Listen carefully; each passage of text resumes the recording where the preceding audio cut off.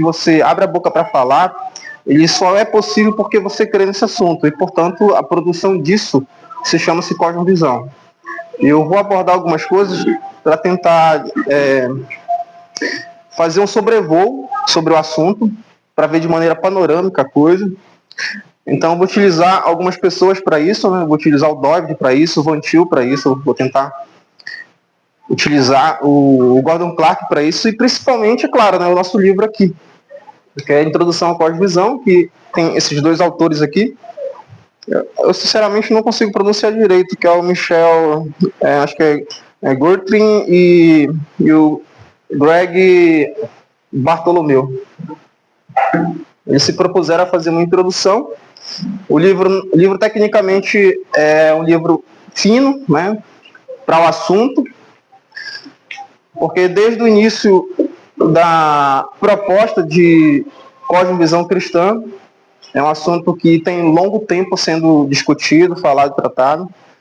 Mas, principalmente, irmãos, eu quero que os irmãos compreendam uma coisa, que se a gente não sair daqui um pouco melhorzinho no sentido de entender que o que tem nos nossos corações muitas das vezes não é cristão, e a gente pensa que é cristão, nós estamos muitas das vezes fundamentados, ou seja, é uma árvore que tem uma raiz que está sugando a seiva e nutrientes de outro local que não é exatamente as escrituras. Se a gente não sair daqui que com um pouco desse entendimento e que o Espírito Santo possa produzir em nós a entender isso em nossas vidas. Então eu peço que, como de costume, né, pelo que eu percebi, o irmão sempre, eu estava assistindo as lives, né, o irmão sempre ora. Então ora pela gente, por favor. Senhor Deus, Pai, obrigado, Senhor Deus, por essa reunião, por esse momento que o Senhor nos deu. E nos juntarmos, Pai, para aprendermos mais, para que nós possamos crescer, Senhor Deus, em nossa fé, manifestar, Pai, segundo a tua vontade. Que o Senhor abra nossos corações, nossas mentes, para compreender, Senhor Deus, o que será ensinado. E que, Senhor Deus, abençoe, Pai, que o Senhor é hoje, para que ele possa explicar melhor dele, Pai, segundo a tua vontade. Nós oramos e te agradecemos. Amém? Bom, a princípio, a gente vai primeiro analisar aqui. Não sei se os irmãos já tiveram contato com a palavra em si. Eu não sei também se os irmãos conseguiram assistir algum vídeo na internet alguém falando sobre esse assunto. E eu não sei também se vocês receberam aquilo que eu dei para o Marcel, e não sei se o Marcel passou para vocês, que é tipo uma introdução sobre cosmovisão de um outro livro, e, digamos assim, fará a abordagem seguinte do que eu vou tratar agora, hoje. Não sei, vocês receberam? Não? Beleza, outro momento, só passar para ele. Mas, de maneira geral, nós estamos falando, primeiro, nós estamos falando de cosmovisão cristã, certo? Eu posso isolar ele aqui e falar só de cosmovisão, entende? Só que a abordagem do livro é falar de cosmovisão cristã. Em outras palavras, uma visão de mundo, né? Uma visão de mundo de Cristo, certo? Ou seja, Cristo tem uma visão da realidade, tem uma visão de mundo. Essa palavra é uma palavra derivada do alemão.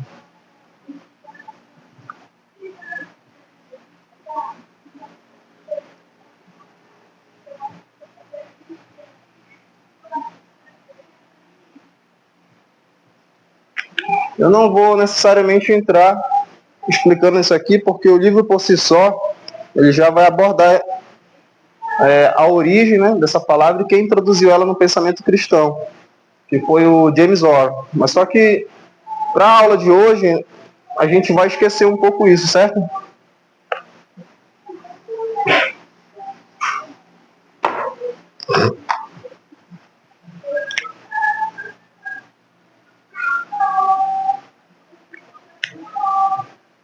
Visão de mundo.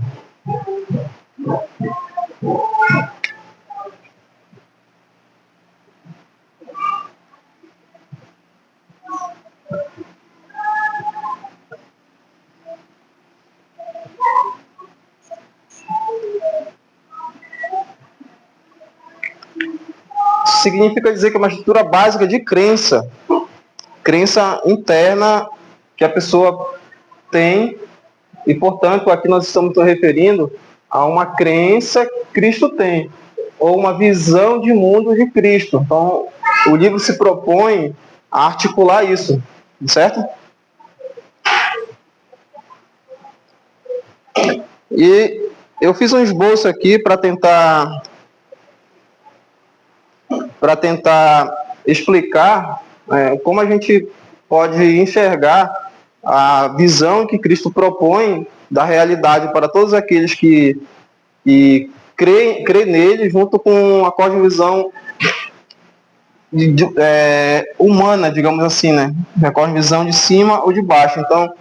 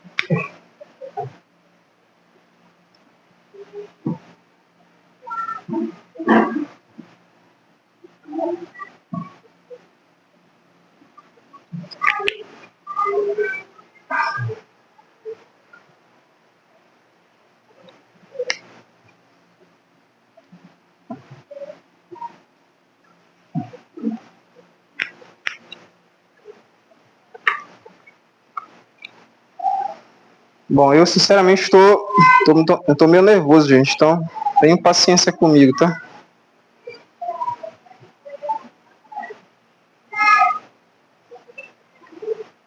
Então, cosmovisão é uma estrutura básica de crença e pressuposto que uma pessoa tem sobre a realidade.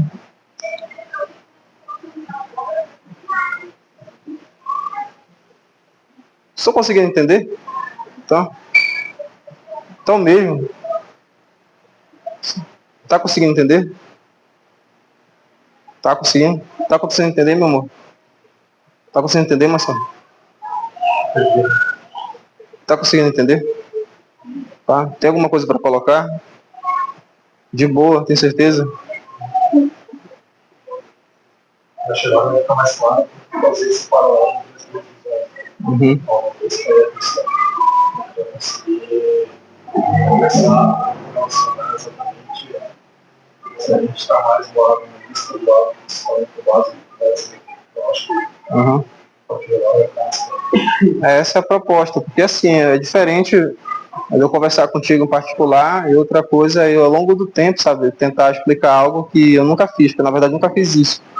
Essa é a primeira vez eu preparei um material em casa para tentar fazer essa abordagem que os livros que eu li não tem, não fizeram ainda isso, então não é tão fácil. Eu pretendo examinar alguns textos da própria Bíblia para identificar o que exatamente é uma cosmovisão sobre a visão de Cristo, entende?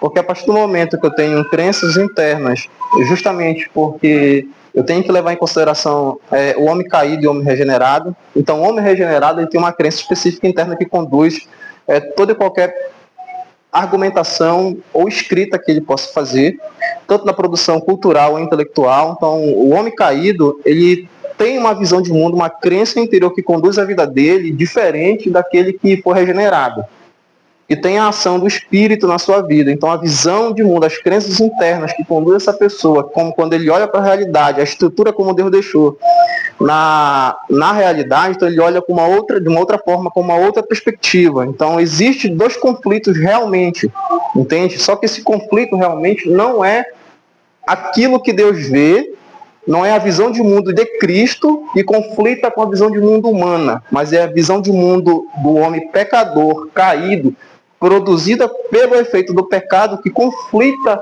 com a visão daquele que criou todas as coisas, que tem e deixou uma estrutura específica na realidade. Então, quando a gente está falando, por exemplo, de homem, de mulher, nós estamos falando de pressupostos internos que alguém crê e, portanto, fala. Então, se alguém crê em determinado pressuposto, ele certamente produzirá todo e qualquer pensamento dele a partir de uma visão que ele tem interna, entende? Quando eu falo pressuposto, não sei se vocês entendem muito bem. Vamos supor que eu falo aqui, ó, hoje vai chover. Hoje vai chover. Isso aqui é uma afirmação, não é verdade? Essa afirmação, você deposita uma fé nela quando você afirma. Só que essa afirmação tem outras coisas que vêm antes para poder você afirmar isso. Isso quer dizer o quê? Que céu escuro, mais trovoadas. Mais trovoadas é igual, vai chover. Só que veja, isso aqui são os teus pressupostos, que você olha e crê que vai chover. Então, quando eu estou falando pressupostos internos do coração, eu estou falando em algo muito antes da sua afirmação. Deu para entender, amor? Consegue entender? Consegue? Tá.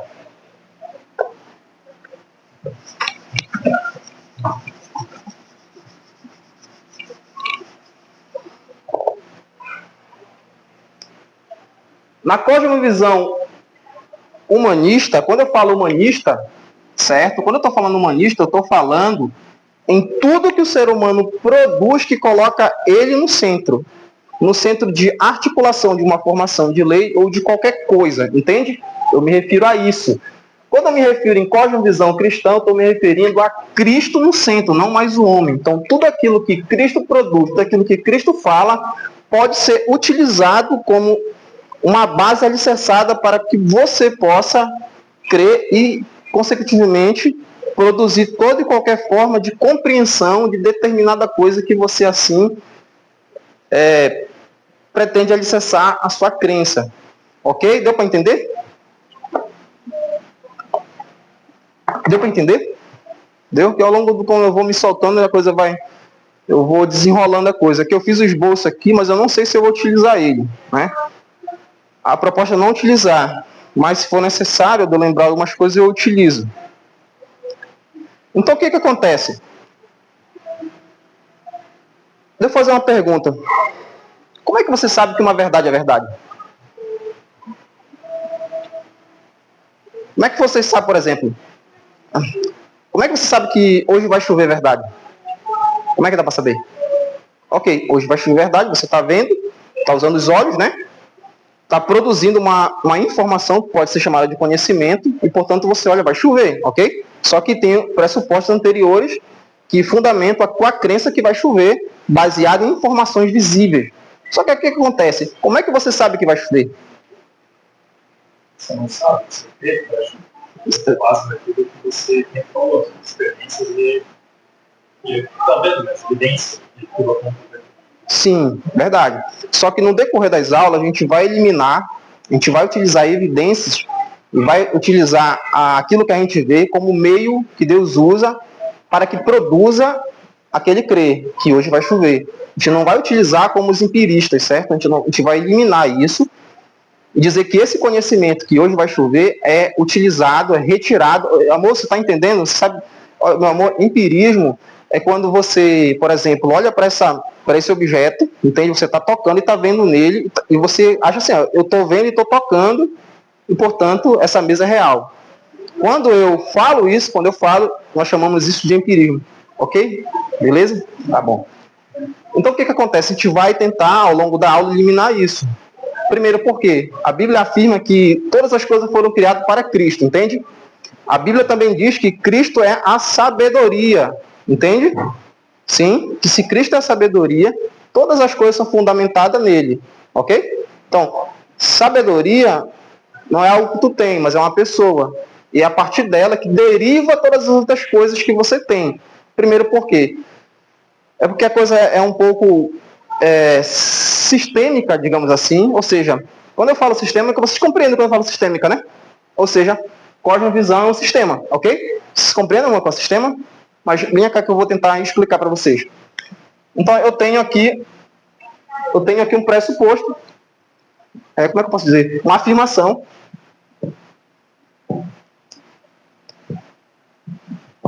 tenho uma afirmação. Dessa afirmação nascem outras coisas. Certo? Certo? No humanismo, ele utiliza o coração do homem, produzindo qualquer coisa.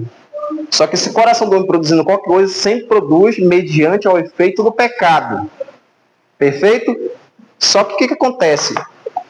Quando Deus te regenera, te restaura, Ele não apenas restaura o teu coração, mas a tua visão de mundo. E agora fica o quê? Fica Cristo, certo? E a partir dele, agora você começa a fundamentar todo o sistema de crença. Então, todo um sistema de crenças. Por exemplo, se você diz... Tá cravando, né? Não dá nem para falar.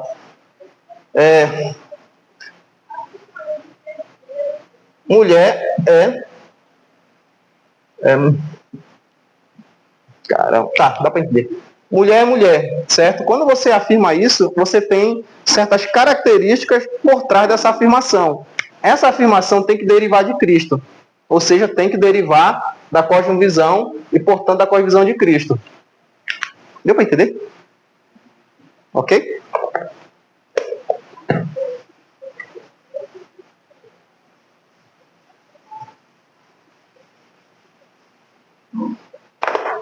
O que é cosmovisão? Sim, forma sistêmica de compreender as coisas. Lembra que na Weltanschauung, quando esses homens propuseram essa palavra derivada do Hegel, que foi um filósofo alemão, o Hegel acreditava que existia uma forma que você poderia compreender toda a realidade, religião, política. Então, quando você vê isso, nós chamamos de visão sistemática, digamos assim, ou seja, daquele local onde eu estou inserido. Deu para entender? Deu para entender? Beleza, então. Então, cosmovisão é todo sistema de crença interna que você deposita fé e o justifica. Certo? Isso é cosmovisão. É tudo aquilo que há no seu coração que você deposita fé e, portanto, agora você justifica isso que está no teu coração, quando você defende. Isso é uma cosmovisão dentro do seu coração. Ok? Posso entender dessa forma. Não é uma maneira, digamos, científica de entender, mas para que a gente possa entender do que eu estou falando, a gente vai ficar com essa explicação. Tudo bem?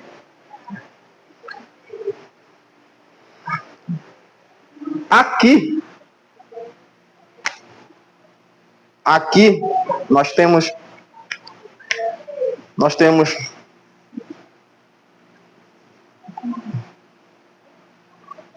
política, nós temos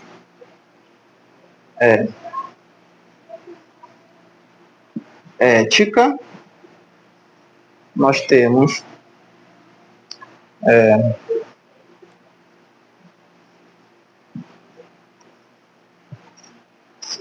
temos metafísica. Eu não vou colocar ontologia porque é a mesma coisa do que metafísica.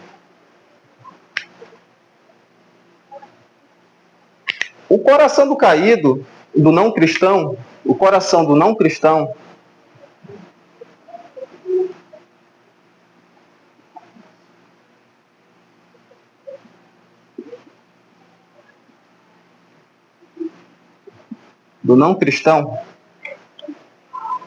ele crê em uma determinada, digamos, política. Ele crê num conjunto. Você sabe o que é ética, né? Sabe, meu amor, o que é ética? Sabe o que é ética? Isso, mais ou menos?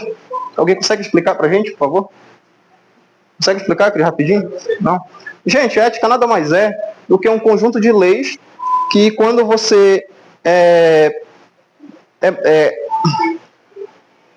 quando você executa determinada lei, nós chamamos de moralidade, ok? Vamos dizer que não matar, não matar é uma lei, ok? Não matar é uma lei. Quando você não mata, você entra numa ética. Então, a ética nada mais é do que um conjunto de lei. O cara caído, desculpa, o não cristão, ele tem um conjunto de leis interna que guia a sua moralidade, a sua vida, entende? Que ele produz. E ele alicerça, ele acredita que essa lei específica é que realmente é a verdade. Ok?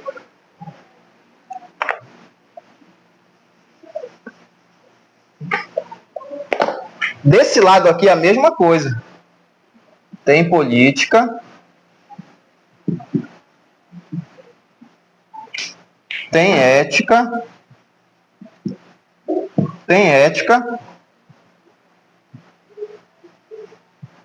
tem metafísica, ok? Tudo que tem desse lado tem desse, gente. Só que lembra que esse lado aqui é a produção a partir do coração regenerado, ok? Só que o que é interessante de vocês notarem, e principalmente que eu notei na minha vida, que eu passei por isso, é que eu estava aqui, mas com a mentalidade daqui. Eu estava aqui, mas com essa mentalidade. Entende? As crenças que eu tinha no meu coração eram essas crenças. Esse é o problema. Entende? Existem dois tipos de nascimento, né? Deus faz você nascer de novo, regeneração, só que tem tipo digamos, um nascimento que é uma conversão da mente. Deus vai convertendo a tua mente gradualmente. Ok? Vocês lembram de Romanos 2, verso 2? Romanos 12, verso 2? Como é que está escrito lá? Bora ler aqui.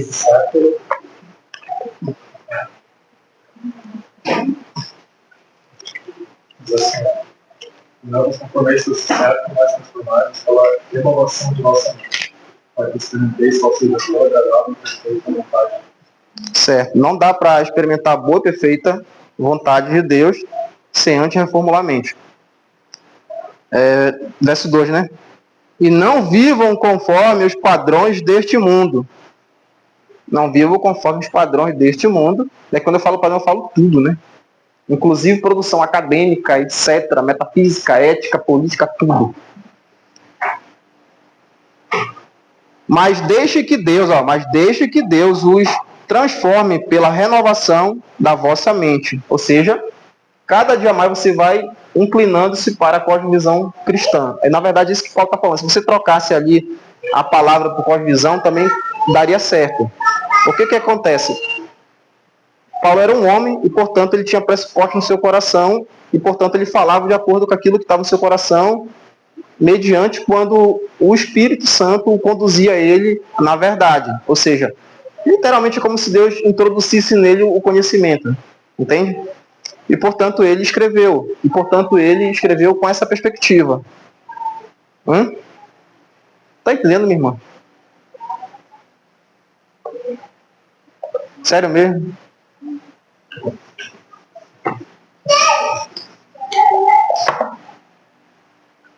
Quando você olha, por exemplo, para... Quando eu falo realidade, quando eu falo metafísica, eu estou falando da realidade, certo? Eu estou falando da metafísica, eu estou falando da realidade. A realidade não é as coisas que você vê. Cadeira, mesa, essas coisas pertencem à realidade, não é a realidade. A realidade é a estrutura que você está percebendo de existência. Isso é realidade, entende? Automaticamente, como Deus fez tudo para ele, certamente ele sustenta isso na sua mente, ok? Então eu já estou entrando no pensamento de outro cara chamado Gordon Clark, que é o ocasionalismo. Deus ocasiona o conhecimento da realidade em todo ser humano e, portanto, ele começa a entender que tem algo que nós chamamos de realidade, ou seja, a estrutura de existência, ok? Quando eu estou falando em metafísica, eu estou falando disso. Cristo também tem uma estrutura da realidade.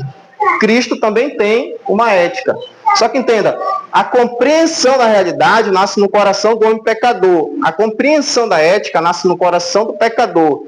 E a compreensão do modo de operação na sociedade, na estrutura da cidade, nasce no coração do ser humano. Portanto, deste lado, tudo nasce em Cristo. Ok? Deu para entender?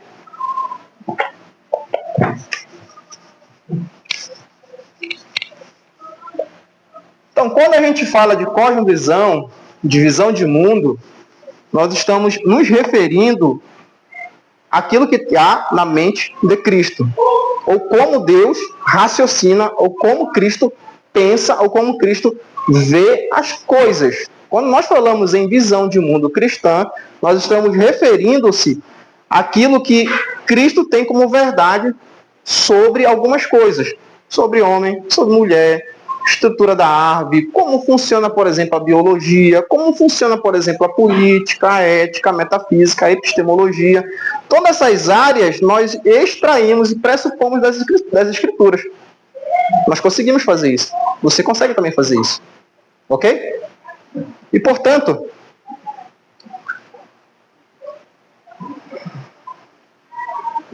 cosmovisão, né? Como nós já entendemos um pouco,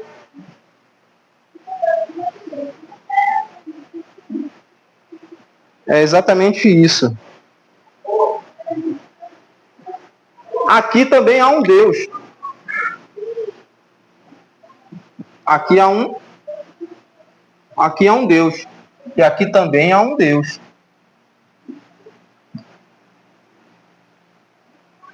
Ok? E aqui nós colocamos islamismo, hinduísmo. Tem gente que não vai gostar, mas é assim. Entende? Você coloca até o ser humano também no centro como Deus aqui. Entende? Aqui também tem um Deus, certo? E é a partir desse Deus que todas as coisas são estruturadas. Só que aqui, gente, é a partir do coração do ser humano em pecado que estrutura todas as coisas. Então existe uma diferença muito grande, né? Gritante até. Vocês conseguiram, em algum momento, no decorrer dessa semana, ler alguma coisa de Gênesis? Conseguiram ler alguma coisa de Gênesis? Não conseguiram? Não? Então, vamos olhar Gênesis 2:7. Tá. Vamos ler Gênesis 2:7.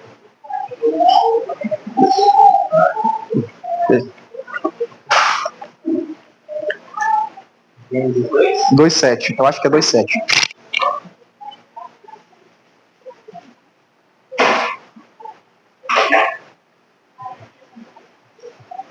O que está escrito?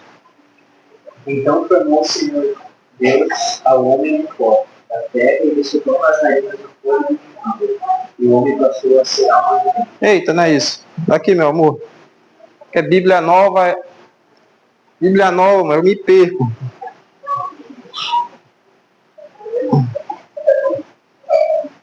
Ah, não. É 3. É 3:7. Toma, meu amor. Abriram-se então os olhos de ambos, e percebendo que estavam nus, puseram folhas de figueira e puseram sepultados. Ok. Nesse relato aí, como é que eu consigo encaixar isso aqui?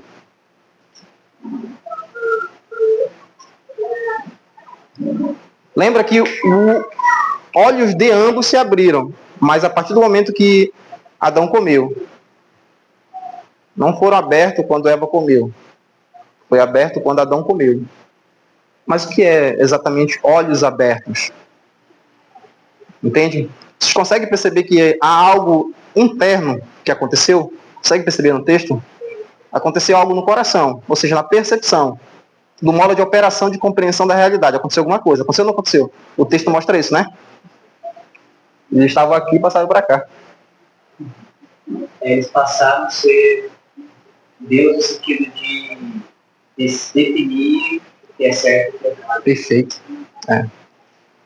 Mas essa é a raiz do pecado. A raiz do pecado é quando, na verdade, Eva desejou o conhecimento, né? Mas qual foi o conhecimento que Eva desejou que o fruto daria?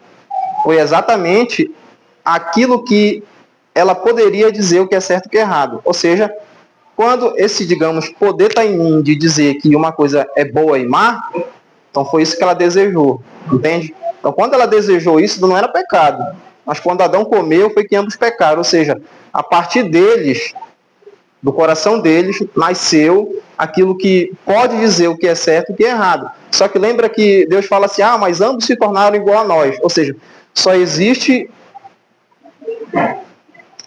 um único ser que pode definir todas as coisas, que é o próprio Deus. Portanto, ele barrou, ele impediu de eles entrarem no jardim, certo? Para que a gente possa compreender melhor, é excepcional vocês verem a árvore da vida como Cristo. Ou seja, é a partir de Cristo que nasce aquilo. Ou seja, Cristo é o padrão para afirmar que uma coisa é certa ou errada. Então, na cosmovisão cristã, Cristo é o padrão para dizer que uma coisa é boa ou má, é certo ou errado, uma coisa é justa e não é justa. Na cosmovisão humanista, o ser humano, o coração do ser humano, com o efeito do pecado, não sei se vocês já ouviram falar, mas chama-se efeito noético do pecado. Que esse efeito noético, significa dizer no intelecto, na mente. É a forma como eles compreendem a coisa que é produzida na direção oposta de Deus a partir do seu coração. Ou seja, a partir de si mesmo. Entende? Esse é um das questões bem complicadas relacionado ao coração pecaminoso nosso. Posso dizer nosso porque ainda existe isso, mas em Cristo não somos. Deu para entender? Deu para entender? Então fazer essa distinção é fundamental e necessário quando vocês entrarem no livro. Quando vocês entrarem no livro, quando ele demonstrar, tanto na prática como socialmente, a visão de Cristo sendo impregnada, digamos assim, na cultura e na sociedade, a partir de mentes reformadas, aí sim você tem uma cultura brasileira ou qualquer parte do mundo cristã. Fora disso não existe. Deu para entender? Deu para entender? Deus trabalha coletivo, trabalha no indivíduo. Ok? Deus trabalha no Estado, mas trabalha a partir dos indivíduos. Deus não regenera, o Estado. Deus regenera seres humanos.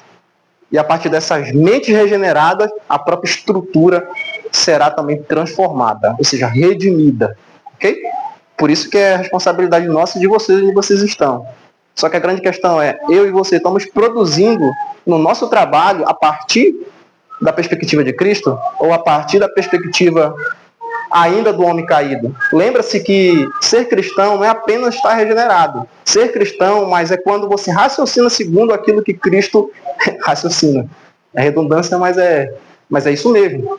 Nós temos a mente de Cristo, ou seja, eu posso entender duas coisas de ter a mente de Cristo. Eu posso entender que a Bíblia é a mente de Cristo, ou seja, é todo pressuposto verdadeiro, ou seja, toda a afirmação verdadeira, e, portanto, quando a minha mente está alicerçada e começa a falar, a produzir intelectualmente coisas de acordo com aquilo que está na mente de Cristo, portanto, aí, agora eu sou cristão.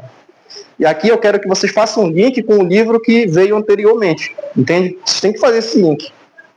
Porque senão não dá para produzir, digamos, discípulos sem isso. Ou vocês produzem para Satanás ou não.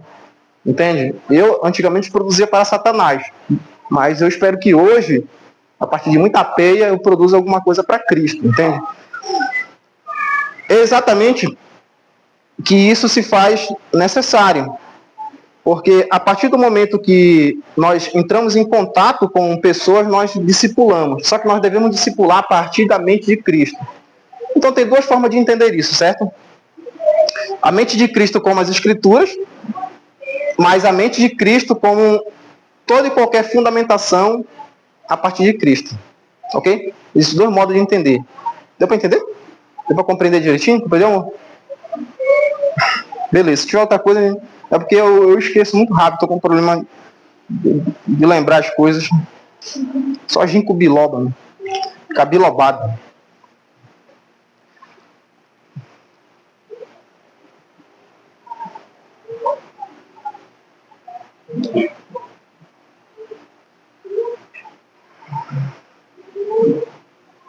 Quer tomar uma água não? Uma pausa? Cris, depois vai cortar o vídeo aí que eu sei, tem que cortar aqui. Mas não dá pra jogar direto, né? Vai desenvolver essa parte aí que você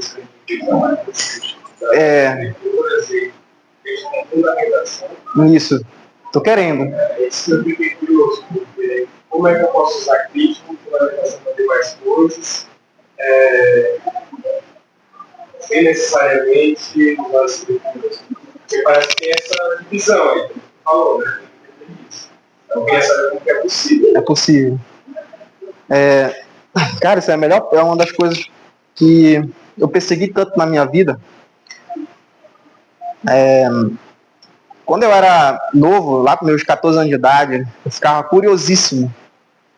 Que cargas d'água faz com que uma criança seja má? Eu chegava até a anotar. Sentava com criança e anotava todo o comportamento. Para poder, muitos anos depois, entender que isso era pecado. Era o pecado que fazia isso.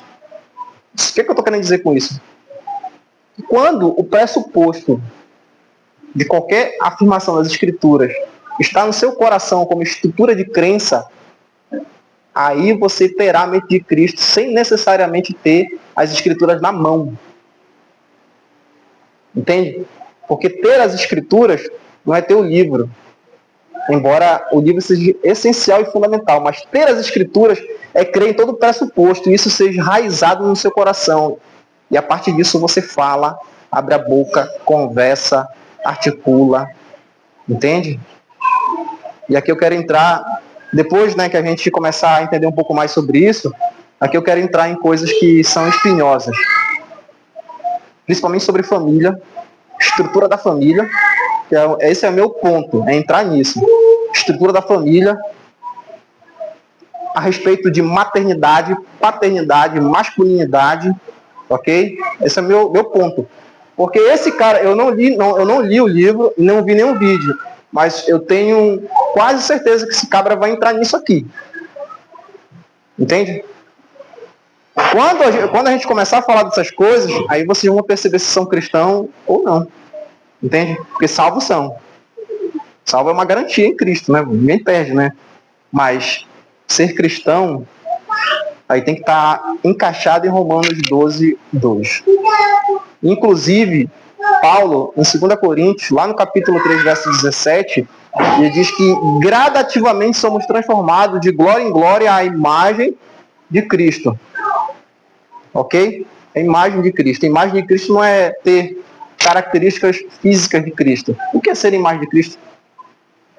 Ok? O que é ser imagem? Primeiro, eu tenho que entender o que é imagem. Depois, ser imagem de Cristo. Ser imagem e ter a imagem parece ser iguais, é um pouco diferente. Entende? Ter a imagem é ter a capacidade de raciocinar e compreender as coisas intelectivamente.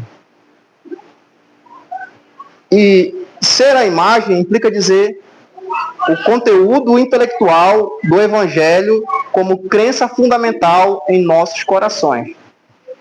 Deu para entender? Deu para entender? Só que para isso, eu preciso terminar isso aqui, rapidinho. Deixa só eu... Então, vocês compreenderam, mais ou menos, que aqui tem uma religião, né? Aqui tem uma religião, gente. Lá também tem uma religião. E é interessante que o homem, a partir do efeito do pecado, ele é bem criativo em criar religiões. Rapaz, tem religião para tudo. No hindu tem mais de 300 mil deuses. Só que isso daí tem um motivo. Por que o ser humano ele é tão criativo em criar uma religião?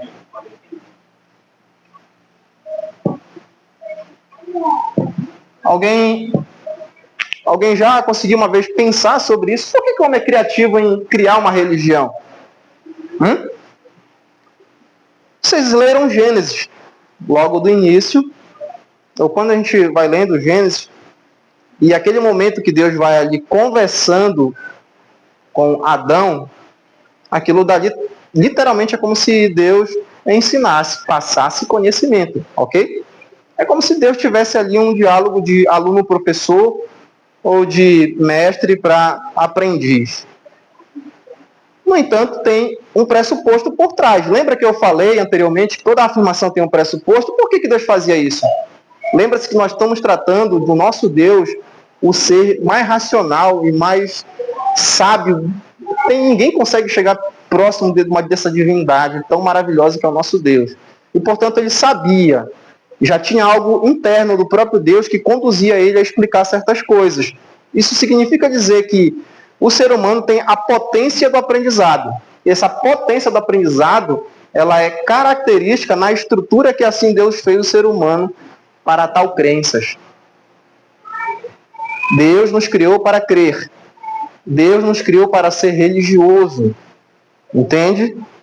Tem coisas que são religiosas, mas não tem cara de religiosas. Como, por exemplo, matemática. Embora tenha Pitágoras que tinha isso como uma divindade na vida dele. Só que tem coisas que são religiosidade, mas não tem figura de religiosidade. Mas por que o ser humano criou isso? Porque Deus nos fez para sermos religiosos. Deus nos fez para crer. E, portanto, não tem como eu fugir disso. Eu produzo essas coisas, eu manifesto essas coisas.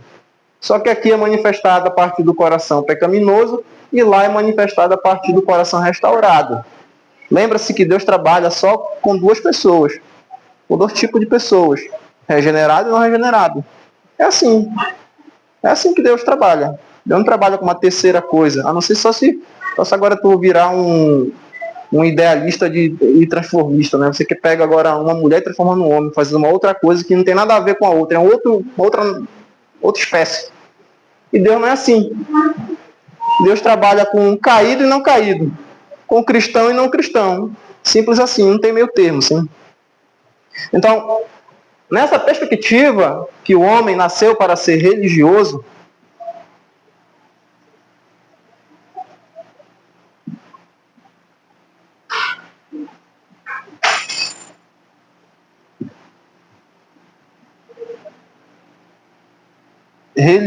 e aqui vocês podem até querer entender como religar e etc. Mas eu estou usando no sentido de que o homem essencialmente nasceu para crer em coisas, ok? Por exemplo, vou dar um exemplo aqui. Está todo mundo sentado, né? Por que vocês acreditam que não vão cair? Certo. Tá certo. Deu para entender? Se a cadeira está sustentando porque você crê. E tem gente que, maluco, que pode até transferir essa crença e dizer que a cadeira é uma divindade. Tem gente que transfere para o sol, para a lua. Entende? Por quê? Porque o seu coração é feito para isso. Entende? Então, eu não vou cair. Ok, eu não vou cair porque estou sentado. Só que por trás dessa afirmação tem uma outra afirmação.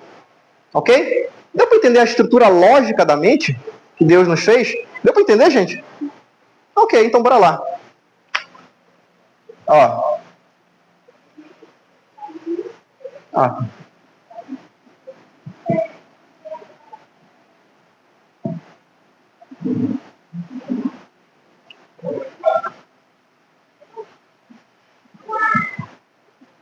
Vou cair é com 1 no final, né? Não sei eu não vou cair. Aí tem o quê? Tem cadeira e mais o quê? Eu creio. Tenho crer. Eu não vou cair. Sabe como é que chama o nome disso aqui? De silogismo. A mente do ser humano, por ela estar fundamentada nisso aqui, ela é uma mente silogística. É bem interessante isso. É uma mente silogista e, portanto, o homem persegue lógica. Às vezes, essa lógica ela é tão maluca em lógica porque ela está aqui. Entende? Ela está aqui nessa estrutura. E é aqui nessa estrutura que é produzido ideias. Aqui é produzido ideia. Ideias que estão lá na universidade. Ideias que são ditas como maravilhosas, mas são produzidas por uma mente caída. Só que de uma maneira, é claro, ilógica. Mas na cabeça desse pessoal tem lógica, entende? Porque pra gente, lógica o que é mesmo? É Cristo. Entendeu? Deu para linkar tudo isso que foi feito? Tem que nascer em Cristo tudo, gente. Tem que nascer em Cristo. Então, o que acontece? Eu tenho essa estrutura lógica. É uma estrutura lógica, mas na verdade a lógica ela estuda isso aqui. Enfim.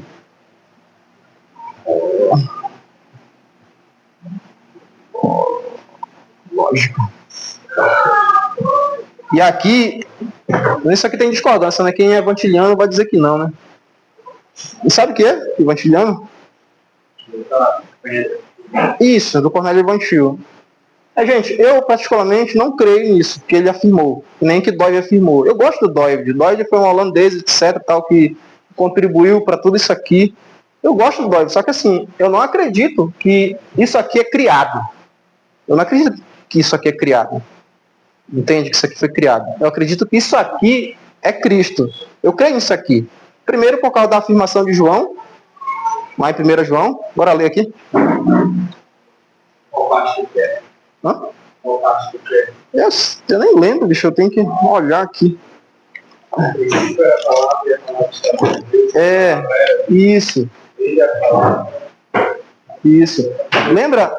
E logo em seguida ele diz que a palavra, que Logos, é a luz que ilumina todo mundo. Só que ali tu tem que entender o seguinte, que luz é iluminação intelectual. Por que eu falo intelectual, gente? Porque cachorro não compreende a mensagem. Só compreende a mensagem aquele que tem a imagem. Cachorro não tem a imagem de Deus. Portanto, não compreende a mensagem. Justamente porque ele não raciocina compreensivelmente. Entende? Isso, gente, olha o privilégio que Deus me deu de ser a imagem dele, de eu olhar para as coisas e compreender, cara. Isso para mim é maravilhoso. Então essa imagem é quem eu sou. Eu sou exatamente isso, a imagem de Deus. E, portanto, eu sou a imagem do Logos. Deu para entender? Deu para entender? É por isso que eu não acredito nesses caras que falaram que a lógica na mente do ser humano é algo que é criado, embora eu não estou explicando exatamente o porquê, entende? Eu não estou me aprofundando, porque tem muito pormenores. E não tenho tempo e nem gabarito no momento intelectual para fazer isso. Tem que ser em outro momento, em outra circunstância, e de preferência sem o microfone, que está me deixando nervoso. Então, sentado lá, conversando, é legal, a gente consegue até fazer. A minha esposa que diga, né? Horas e horas de conversa, né? Hã? Ah, sim. Vamos esperar a irmã voltar, vai tomar água, né? Eu tô indo rápido, gente. Tá de boa? Ok.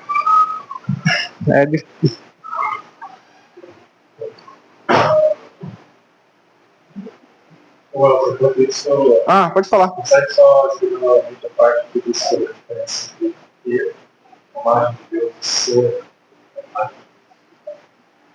Sim. Ok, consigo, sim.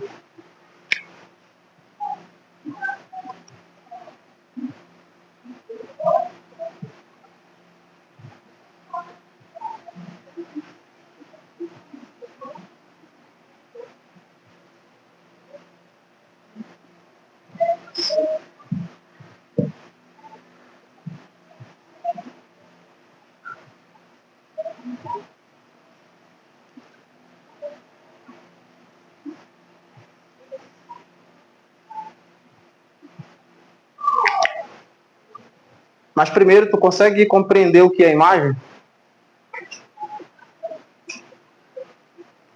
Pode falar, amor.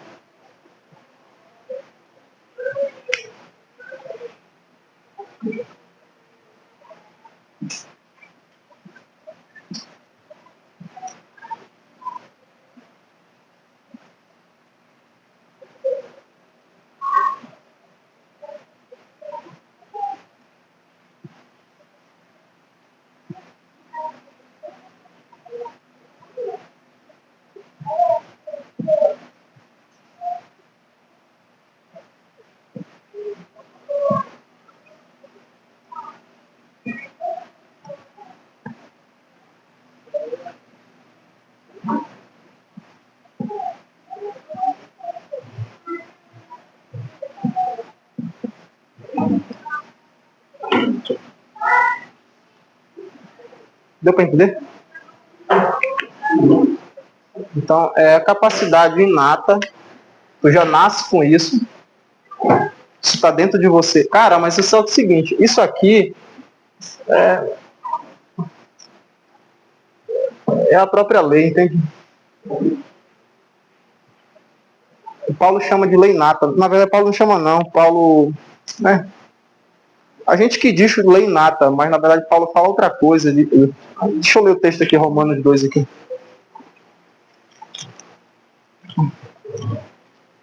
Lucas. Tô com um problema, eu tenho.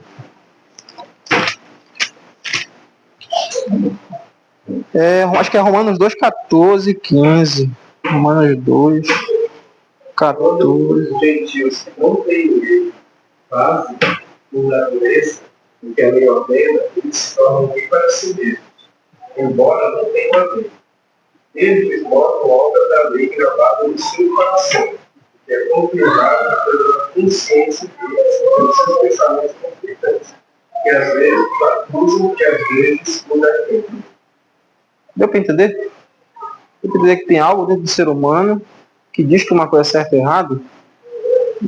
Deu para entender o conflito? Porque existe algo de Deus dentro do ser humano e ao mesmo tempo existe ele em si dizendo outra coisa. Deu para entender? Deu para perceber isso? Então o que acontece? Deus é tão bom que não matou a imagem. Ele não matou a imagem dele em nós. Nós identificamos certas verdades da realidade. E, portanto, é a imagem. Só que acontece, essa imagem aqui, porque Deus trabalha de uma maneira assim absurdamente precisa. Então, ele projetou a queda, ele quis a queda, ele articulou a queda para a glória do meu Senhor Cristo. Ele é a imagem perfeita. Só que agora o que acontece? Quando Deus te regenera, te restaura, ele restaura também a imagem, ou seja, ele também restaura a capacidade intelectiva.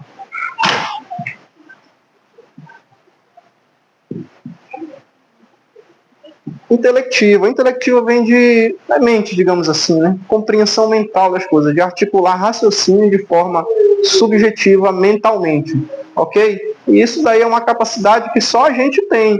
É por isso que o evangelho ele é comunicado verbalmente, ele é comunicado por palavras, né? Porque o animal, o cachorrinho, não entende palavras, porque ele não tem a imagem, ele tem o fôlego, né? E nisso aqui, o que acontece? Existe uma crença interna em você que pode ser dicotômica ou tricotômica. E isso pode nascer conflito de entendimento. Eu, por exemplo, não creio em tricotomia. Eu vejo que entenderam mal Paulo. Eu creio em dicotomia porque Gênesis me apresenta a dicotomia, não me apresenta tricotomia. Entende? Por exemplo, eu estou entrando em outra coisa. Meu Deus do céu. Eu tenho corpo, mais fôlego de vida. Fôlego. É igual a alma. Só que é alma vivente. E aqui o que acontece? Paulo fala dos três, entende? Só que aqui, ó, eu tenho 1, 2, 3. Realmente eu tenho uma tricotomia. Só que a estrutura é essa. Certo? A estrutura é essa. E esse fôlego, gente, esse fôlego aqui, eu poderia dizer, não é que seja, é isso aqui, não é isso, tá? Pelo amor de Deus, falar que depois vai uma heresia esse negócio. Mas só para entender por hora, entende? Depois, em outro momento, te explica isso daí. Mas eu vou apagar aqui só para não estar confusão. Entende? Então, o que acontece? Tu pode compreender errado isso aqui, se a tua estrutura de crença que está na tua cabeça, no teu coração, é outra coisa. Se te ensinado tricotomia, então tu pode ter conflito com isso aqui. Entende? Eu, na verdade, sou dicotômico. Não é que eu seja, é porque a Bíblia me apresenta isso. Entende? Então, Paulo está falando disso, disso e disso. E outra, isso aqui nas Escrituras tem vários tipos de escrever diferente. Aí também gera um pouco de confusão. Mas, apagando isso aqui, bora voltar para aquilo que a gente estava falando.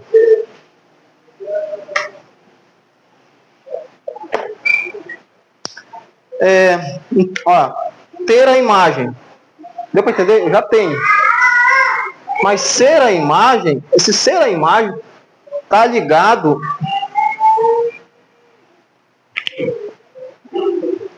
com quem eu sou.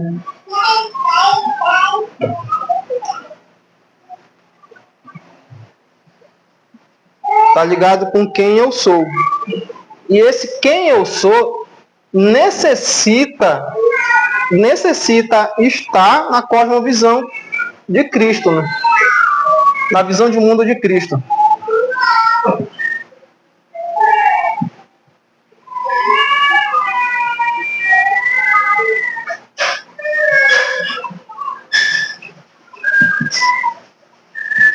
De Cristo. Beleza? Deu para entender? Deu para entender? Agora bora colocar bem aqui, ó.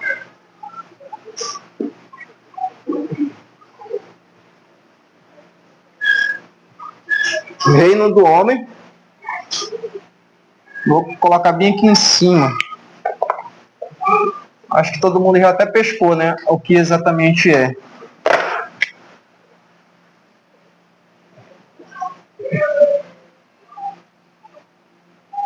Deu para entender, gente?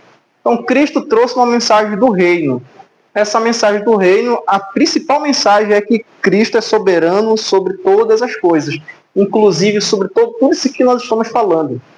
Cristo não é soberano apenas de governos e presidente, mas é de toda a estrutura. E, portanto, olha, existe 2 tipos de reino e 2 tipos de súditos, né? Súdito do reino dos homens e o súdito do reino de Deus, que, no caso, pertence a Cristo. Deu para entender? Ficou confuso? Não ficou confuso? Deu para entender? Qual é a mensagem do reino? Qual é a mensagem desses caras aqui? Cada um tem uma mensagem. Entende? Esses caras têm um modo de salvação. Esses aqui têm também um modo de salvação. Olha, vocês já leram alguma mensagem por aí em penitenciário escrito lugar de restauração? Já leram alguma coisa assim? Procura, vocês vão... Isso, não está mais penitenciário, está outro nome. Tu lembra, Cris? Tem outro nome que eles colocaram. Acho que esqueci, mas tem a ver com transformação do coração, cara. Então é um modo de regeneração produzida pelo Estado. O que acontece? Isso aqui tudo que está falando, a divindade é o ser humano. Só que ela faz uma sombra. E essa sombra é o Estado. É o Estado e toda a estrutura. Aqui entra a creche e o Cambá 4. Então todo tem uma estrutura. Ah, não, tá errado. Ah, não, tá certo, Estado. Né? Então o Estado é o que assume um papel de regeneração do coração, enquanto no reino de Deus quem assume o papel de regeneração é o próprio Deus. Vocês conseguem ver o paralelo? E acho que essa visão humanista é muito forte no Brasil, né? Que a gente vê até mesmo o pessoal mais conservador esperando uma redenção por parte do Estado. Esperando que o Estado faça alguma coisa, que o Estado resolva o problema. Desde a coisa menor, um buraco na rua, ou até algo mais sério, assim, para a educação do país, ou de segurança nacional. E a gente vê que o Brasil não é belo exemplo nessa visão deles. Pois é. E esse Estado, com essa visão humanista, ele fala como o homem surgiu, ele fala qual é a identidade do homem, ele fala qual é a moralidade do homem e ele fala qual é o destino do homem. De acordo com esses brothers aqui, pode até não ter nenhum destino. Isso também é uma crença, isso também é uma visão que deposita uma condução da própria vida. Só que o que acontece? Toda crença que você deposita uma condução da sua própria vida pode gerar problema na sua casa, de conflito, entende?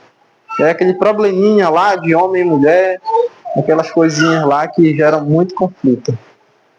Quando, claro, não está alicerçado de fato no reino de Cristo, no reino de Deus. Eu não vou entrar nos detalhes aqui a respeito do que eu falei anteriormente. Deixa só eu ler aqui.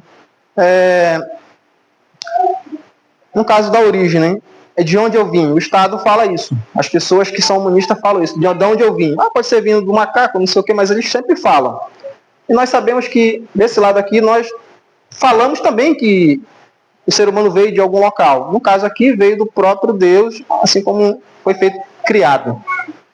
E o sentido? Qual o meu propósito? A moralidade? Como devo viver? Esses caras aqui, ó, eles falam como você deve viver. E a ferramenta que eles utilizam para introduzir uma crença no seu coração, geralmente é a escola. Geralmente. Esse que é um problema, porque tem até um ditado, né? Eu não me recordo quem foi, acho que até foi o Rushiduni, não sei que diz o seguinte: não adianta você enviar os seus filhos para os romanos e querer que eles voltem cristãos. Entende? Então não existe isso. Outra, a Bíblia sempre fala que o meio onde você vive conduz o seu coração. É por isso que é necessário você estar com o cristão. Entende? Ou se realmente você for um cara forte. Eu, por exemplo, eu tô nem aí. Entendendo? Se eu estiver no meio de ímpio, tô nem aí. Ainda saio chutando aí se for necessário. É claro, né? Isso aí, não chutando literalmente. Né? Opa!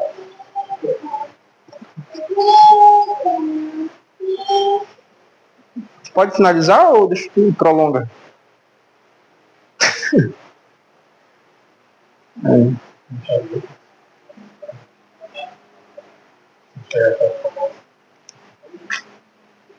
Então, bora fazer uma única... Bora fazer o seguinte. A gente analisa o que Cristo falou e entende a problemática do coração a partir do que Cristo disse e fecha. Beleza?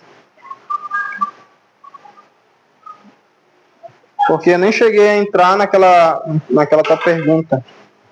Mas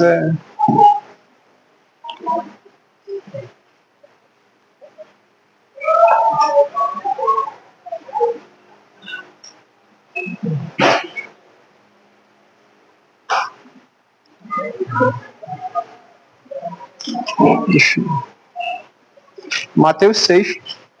Eu estava até discutindo com o Cris ontem. Conversando.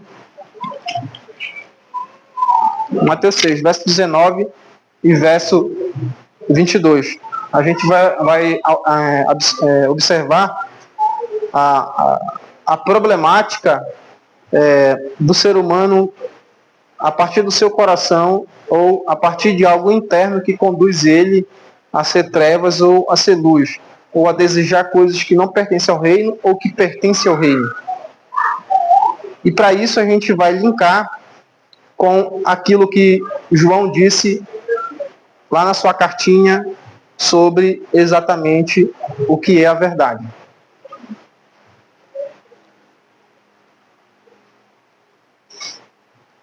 Diz assim o verso 19, né?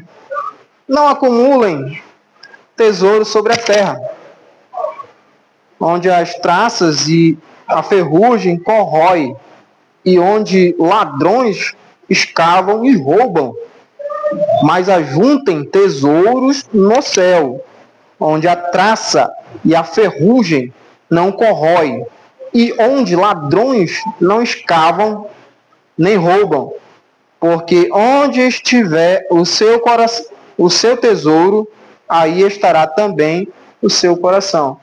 O texto fala, é claro, de acumulação de riqueza. Porém, eu quero que vocês observem exatamente a problemática do coração que conduz essa pessoa ao acúmulo de riqueza. Porque o verso 20 diz assim, ó: mas ajuntem tesouro no céu. Como é que eu faço para juntar tesouro no céu, gente? Como é que você faz para juntar tesouro no céu? Você como mulher, como é que você faz para juntar tesouros no céu? Como é que você vai obedecer a palavra? Sim, você tem que pedir ajuda a Deus. Mas, a partir disso, como é que você consegue fazer isso?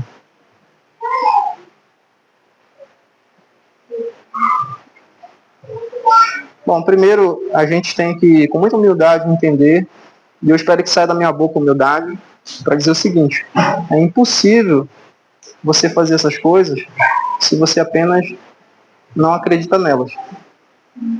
Entende? Lembra que Jesus não fez milagre em Cafarnaum, porque ali tinha muita incredulidade. Se no seu coração há incredulidade sobre aquilo que você está lendo, certamente não vai acontecer.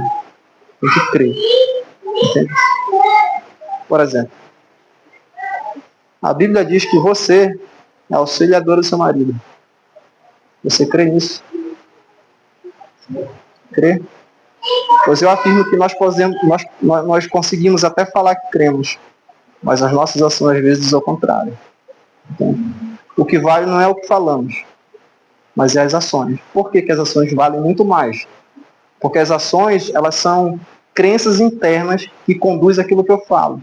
Só que às vezes a pessoa pode mentir e o coração dizer outra coisa. E aí pode ser raça de víbora, como Jesus falou em certo momento. Raças de víboras. Entende? Porque aqueles fariseus lá, eles eram hipócritas, usavam máscara, porque eles falavam uma coisa, seu coração falava outra. O pressuposto do seu coração não estava na verdade, não estava alicerçado nos mandamentos fundamentais. Eles criaram outro. E você, eu, às vezes criamos outros. Entende? Então não basta apenas falar. Você tem que orar para crer. Entende? E por isso que o texto ele é fundamental para a gente entender isso. Entende? O texto diz o seguinte aqui, ó.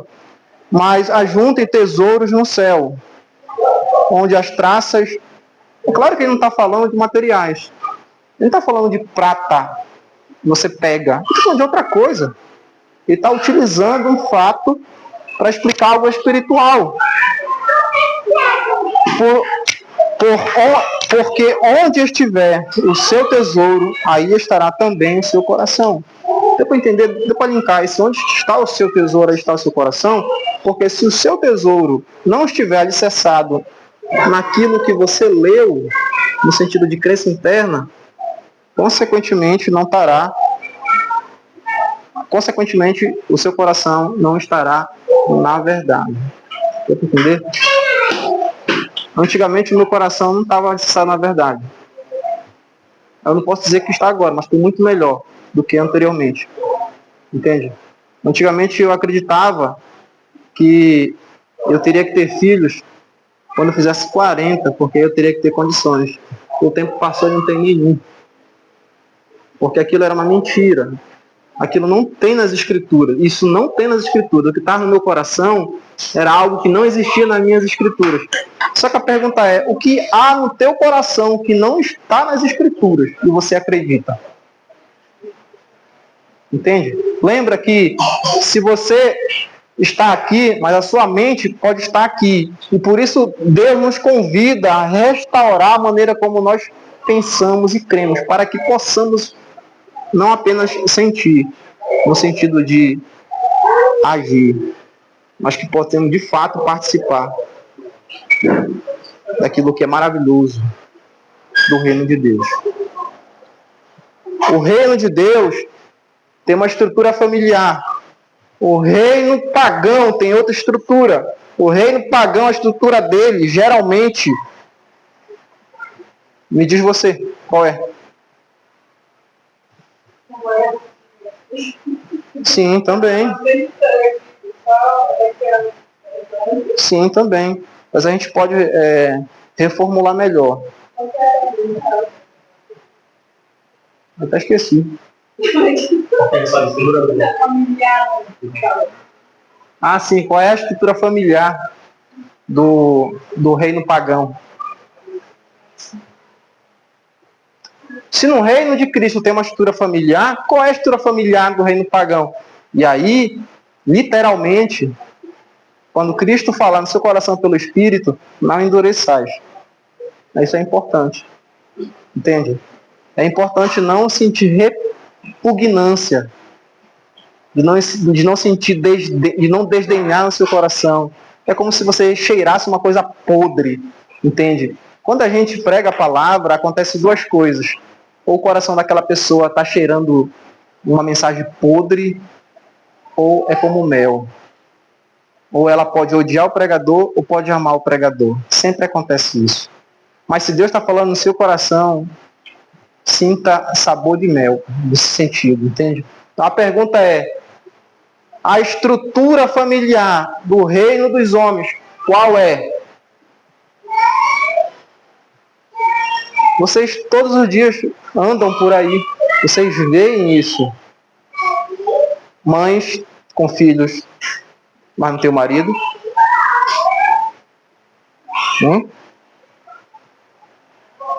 Mulheres que são chefe, cabeça do seu lar, enquanto Deus diz ao contrário.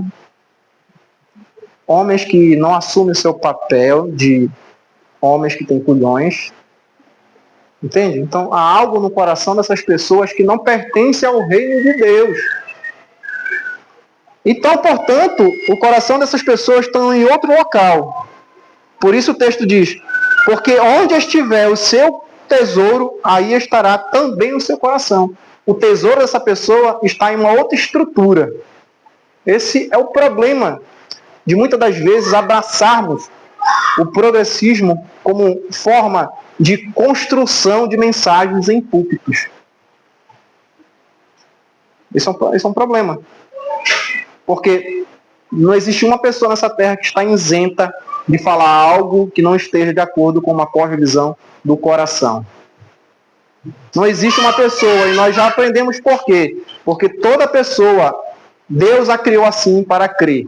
Deus a criou assim para ser um homem que é um ser dotado de uma religião. Nós já entendemos o que isso significa. Certo? Então toda pessoa, quando vai ao púlpito, ou quando vai ao palanque, ou quando vai ao congresso, ele sempre abre a boca para falar de acordo com princípios fundamentais internos que o guiam. Só que esses princípios fundamentais internos que o guiam podem estar em outro local. Mas Jesus nos convida a serem luz. É por isso que o texto diz, olha, os olhos são a lâmpada do corpo.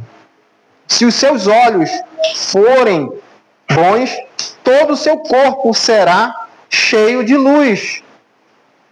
E aqui nem precisa explicar muito, né? Acho que vocês já entenderam, né?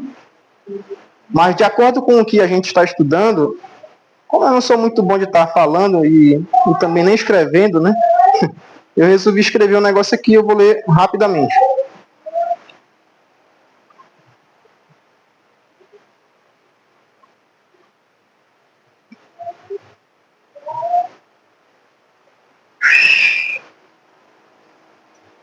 Aquilo que você assume como verdadeiro, isto é, se o pressuposto é bom, ou seja, for conforme Deus assim as vê, então será o seu modo de pensar iluminado.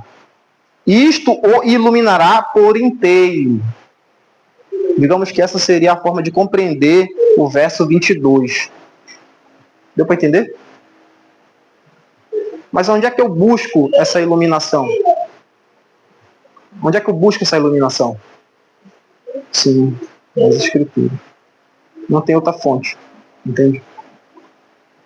Não há outra fonte de verdade. Primeiro, a verdade é uma pessoa. Segundo, não tem uma fonte de verdade extra que não seja as Escrituras. Todas as Escrituras é pré-suposicional. Ou proposicional. Ou seja, qualquer frase das Escrituras são frases que você pode, de fato, alicerçar o modo operandi da sua vida, a partir do momento que você crê. Aqui é a importante palavra crer. Tudo bem?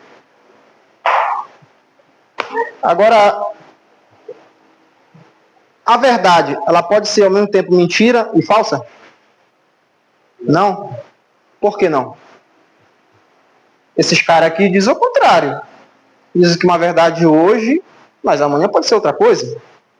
A ciência está cheia disso. Né? Mas aqui existem padrões fixos. Aqui existem padrões fixos. Aqui existem padrões que são flexíveis. O Deus desses caras aqui, ó, esse Deus aqui, é um Deus de padrões que não são fixos. Ok? E detalhe, gente, aqui também produz conhecimento, ou seja, produz epistemologia. Aqui também produz conhecimento, ou seja, teoria. Como é que você compreende as coisas? Aqui também produz. As universidades também produzem. Uns podem chamar de realismo, de empirismo, mas são tudo fruto de corações caídos. Tem meia boca de verdade, às vezes não tem. É difícil de até compreender, de absorver, mas tem. Aqui também tem. Aqui também tem narrativa de criação do mundo. Aqui tem narrativa de criação. Entende? Então, e lembrando, a guerra ela não ocorre apenas na cultura. A guerra ela ocorre intelectualmente.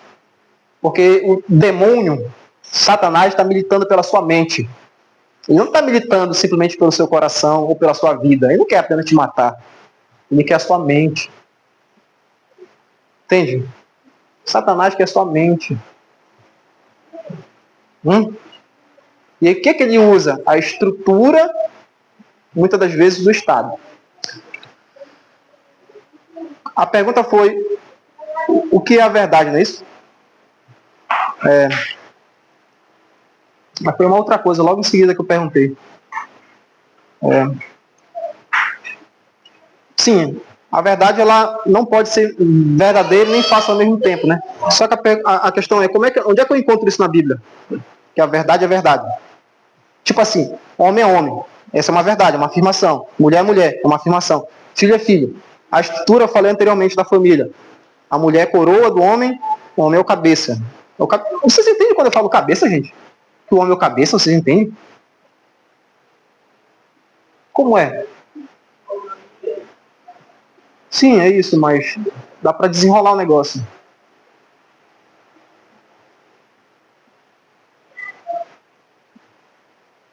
O homem é o cabeça.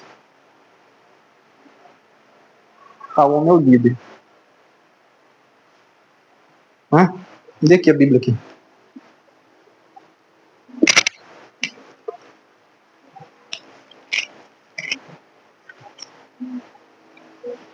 Vamos para Efésios, rapidamente.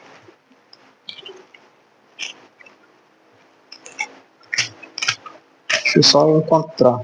Deixa eu ver se é Efésios. Tá. Efésios número 22 tem uma descrição disso, né? Que é o meu cabeça, né?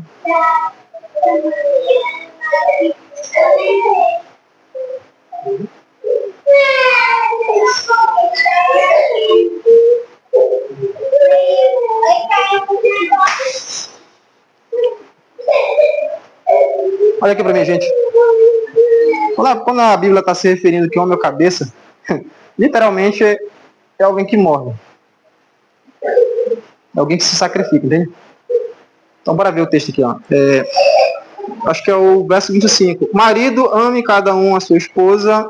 Cristo amou a igreja, ele entregou a vida por ela, a fim de que tornasse santa, purificando e lavando. Assim o fez. Cadê o texto que fala, hein? 5:23. Se alguém achar, leia, por favor. Que nem eu. Tá. Beleza. A gente entendeu que cabeça no sentido de governança, né? Mas como Cristo é o cabeça da igreja, isso implica dizer diretamente que Cristo deu a vida e, portanto, este também tem que dar a vida pela sua esposa. Só que dar a vida pela esposa não é também morrer, literalmente, mas também é outras coisas. Aqui tem uma figura masculina envolvendo, que é exatamente no sentido de dar a sua vida lá no trabalho. Entende? Olha só, cabeça. Quer dizer, o homem ser o cabeça, ou seja, ele dá a vida dele lá no trabalho, ele traz o alimento, deu cabeça. Entende? Essas nuances a gente não pensa, a gente pensa em liderança, porque nos ensinaram, colocaram o pressuposto no nosso coração que não tem nada a ver com as escrituras. Entende? Então, quando a Bíblia está nos referindo de homem, entregar a vida pela esposa. No caso que eu falei para mim, tenho que entregar a vida no lugar da esposa, isso é jeito consciente e voluntariamente em favor da esposa. Então aqui você tem aqui um padrão masculino que pertence a esse reino, e você tem agora a significância do que é ser cabeça. Ok? Deus faz uma exigência para o homem que é de deveras pesada, entregar a vida nesse sentido. E aqui é uma questão também de completude, que ele é o responsável espiritualmente pela casa, ele. Entende? Então, quando eu falo ele, não estou dizendo que é ela, mas sim ele, porque não é ela, é ele. Essa é a estrutura. Entendeu? Essa é a estrutura. É ele como cabeça. Mas Deus fez uma exigência para ela. Quando eu falo para ela, eu falo para minha esposa, para tua esposa, para todas as mulheres.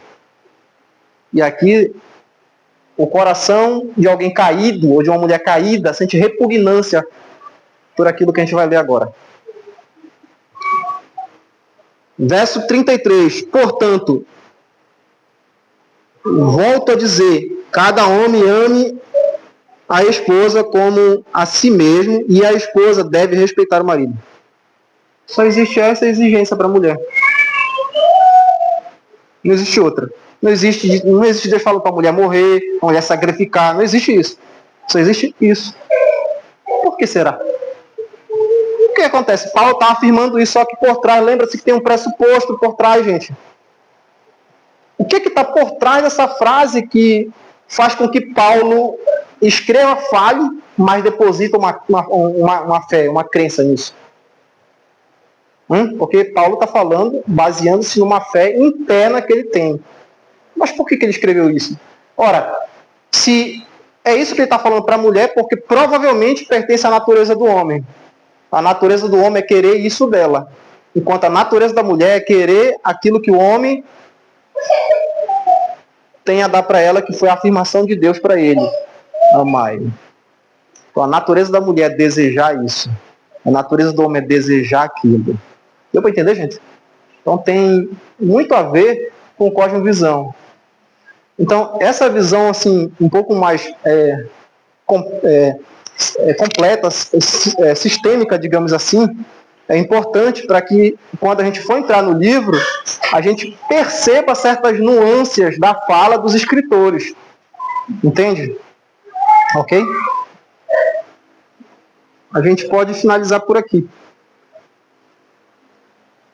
Muito obrigado pelo tempo, pela disposição e não terem dormido.